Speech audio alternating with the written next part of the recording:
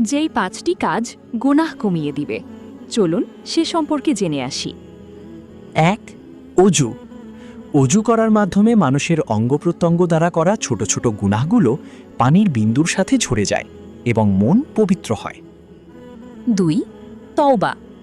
আন্তরিকভাবে নিজের ভুলের জন্য অনুতপ্ত হয়ে আল্লাহর কাছে ক্ষমা চাইলে তিনি পূর্বের সব গুনাহ মাফ করে দেন। 3. নেক আমল।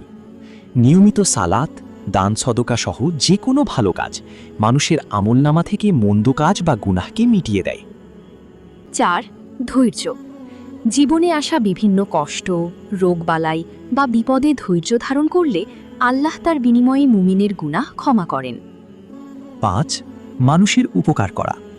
আল্লাহর সৃষ্টির প্রতি দয়া করা এবং বিপদে মানুষের পাশে দাঁড়ালে মহান আল্লাহ বান্দার প্রতি দয়া করেন ও গুনাহ মাফ করেন। নিশ্চয়ই আল্লাহ তওবাকারীদের ভালোবাসেন এবং যারা পবিত্র থাকে তাদেরও ভালোবাসেন। সূরা আল বাকারা 222। আল্লাহ আমাদের সবাইকে নিয়মিত এই আমলগুলো করার তৌফিক দান করুন। আমিন।